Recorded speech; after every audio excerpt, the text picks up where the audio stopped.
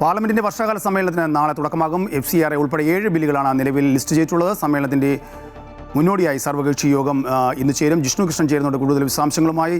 ജിഷ്ണു, ഈ സർവകക്ഷി യോഗത്തിൽ പ്രതിപക്ഷ കക്ഷികളൊക്കെ ചേരുന്നുണ്ടോ? എന്തായിരിക്കും എങ്കിൽ അവരുടെ നിലപാടും?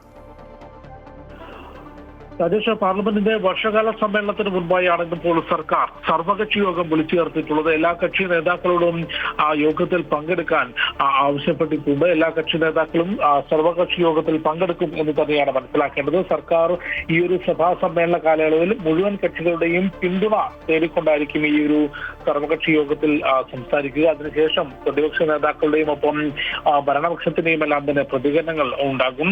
നാളെ ആരംഭിച്ച് ഓഗസ്റ്റ് 13 വരെ 19 പ്രവൃത്തി ദിവസമാണ് ഈ വർഷകാല സമ്മേളനത്തിലുള്ളത്. അതിൽ FCRA നിയമ ഭേദഗതി ഉൾപ്പെടെ നിർണായകമായ 7 ബില്ലുകൾ നിലവിൽ ലോക്സഭാ സെക്രട്ടേറിയറ്റ് ലിസ്റ്റ് ചെയ്തിട്ടുണ്ട്. വന്ദേ മാതരത്തെ അപമാനിക്കുന്നവർക്ക് ജയിൽ ശിക്ഷ ഉറപ്പാക്കുന്ന ബില്ല്, ഒപ്പം ജനന മരണ രജിസ്ട്രേഷൻ ഭേദഗതി ബില്ല്, FCRA നിയമ ഭേദഗതി തുടങ്ങി 7 ബില്ലുകളാണ് നിലവിൽ ലിസ്റ്റ് ചെയ്തിട്ടുള്ളത്. എന്നാൽ വനിതാ സംവരണത്തോടൊപ്പമുള്ള മണ്ഡല പുനർനിർണയം, കൂടാതെ കേന്ദ്ര സർക്കാരിന്റെ പരിഗണനയിലുള്ള ഒരു രാജ്യം ഒരു തെരഞ്ഞെടുപ്പ് ബില്ലുകൾ, ഈ ബില്ലുകൾ അന്തിമ രൂപത്തിലായിട്ടുണ്ടെങ്കിൽ പോലും ഈ വർഷകാല സമ്മേളനത്തിൽ ഇത് അവതരിപ്പിക്കുമോ എന്നുള്ളത് നോക്കിക്കാണേണ്ടതാണ്. ഒപ്പം സമ്മേളനത്തിൽ പ്രതിപക്ഷം എന്ത് നിലപാട് സ്വീകരിക്കും എന്നുള്ളത് ഏറെ നിർണായകമാകും. കാരണം നിരവധി വിഷയങ്ങൾ പ്രതിപക്ഷത്തിന് മുൻപിലുണ്ട്. അത് അയോധ്യ സംഭാവന ക്രമക്കേട്, കൂടാതെ നീറ്റ് ഉൾപ്പെടെയുള്ള പരീക്ഷകളിൽ വന്നിട്ടുള്ള വീഴ്ചകളും ചോദ്യപേപ്പർ ചോർച്ചയും, ഈ വിഷയങ്ങളെല്ലാം ഉയർത്തിക്കൊണ്ട് ആദ്യ ദിവസം മുതൽ തന്നെ സർക്കാരിനെതിരെ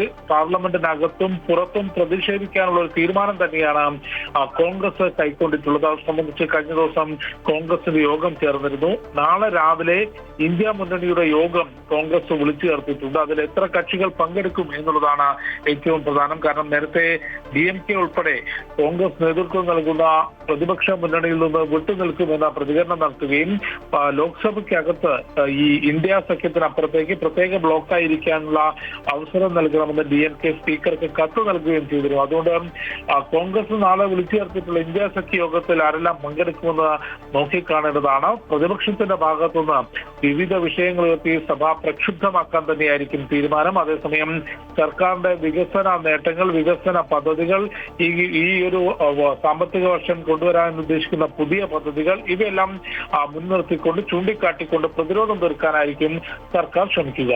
രാജേഷ്.